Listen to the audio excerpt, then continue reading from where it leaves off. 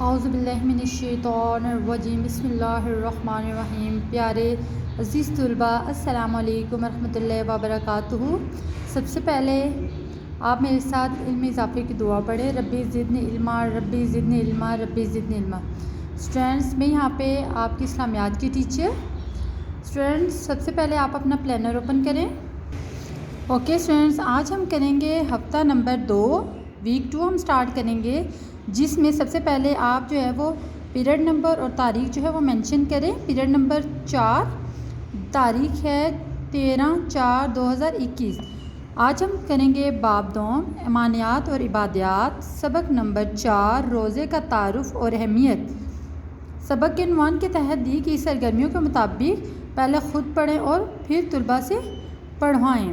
Okay students, میرے ساتھ جو ہے وہ اوپن کریں صفحہ نمبر 30 اور 31۔ سب سے پہلے آپ جو ہے یہاں پہ ہفتہ نمبر 2 لکھیں سبق کے اوپر۔ ہفتہ نمبر 2، دوسرا دن منگل 13/4۔ چلیں جی، سبق ہم سٹارٹ کرتے ہیں۔ سبق نمبر 4، روزے کا تعارف و اہمیت۔ مقصد کیا ہے؟ روزے کی اہمیت، فوائد اور فضائل سے آگاہ کرنا۔ مفہوم: روزے کو عربی میں صوم کہتے ہیں، جس کے معنی ہے رکنا۔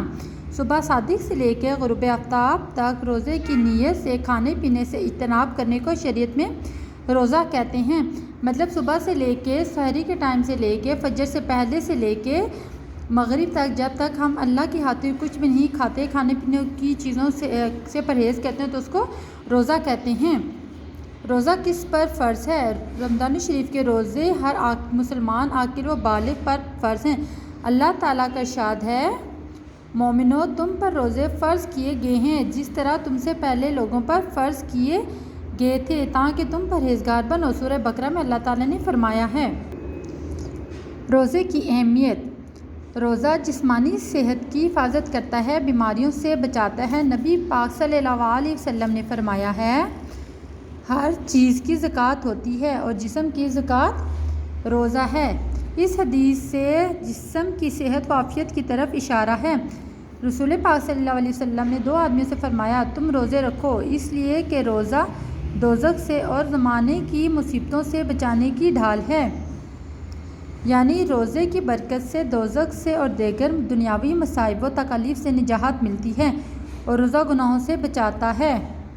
اس سے آگے ہے روزے کے فضائل۔ نبی کریم صلی اللہ علیہ وسلم نے فرمایا، جس نے ایمان کے روزے محض اللہ تعالیٰ کے لیے ثواب کی نیت سے رکھے تو اس کے پچھلے گناہ بخش دیے جائیں گے۔ حدیث میں ہے، اللہ تعالیٰ نے بنی آدم کی نیکیوں کا ثواب 10 گنا سے 700 گنا تک مقرر کیا ہے۔ اللہ تعالیٰ فرماتے ہیں، سوائے روزے کے کہ وہ میرے لیے ہے اور میں خود اس کا بدلہ دوں گا۔ اس میں حدیث میں آتا ہے کہ اللہ تعالیٰ نے جو لوگ جو ہیں مسلمان جو ہیں وہ روزہ اللہ کی خاطر رکھتے ہیں، تو اللہ تعالیٰ جو ہے وہ فرماتے ہیں کہ روزہ انسان نے میرے لیے رکھا ہے اور میں اس کی جزا دوں گا، میں اس کا بدلہ دوں گا، اور اللہ تعالیٰ بہترین بدلہ دینے والے ہیں۔ تقویٰ کا حصول: حدیث میں ہے، روزہ دوزخ سے بچانے کے لیے ڈھال اور مضبوط قلعہ ہے۔ جس طرح انسان ڈھال اور مضبوط قلعے کے ذریعے پناہ لیتا ہے، دشمن سے بچتا ہے، اسی طرح روزے کے ذریعے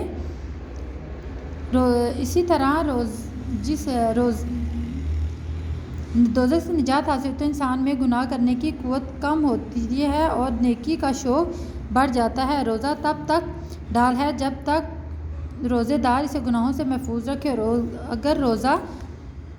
اگر روزہ رکھا مگر اس کے ساتھ جھوٹ، غیبت، گناہ وغیرہ بھی کرتا ہے تو فرض ادا ہو جائے گا، مگر بہت سخت گناہ ہوگا، روزے کی برکت سے محروم رہے گا۔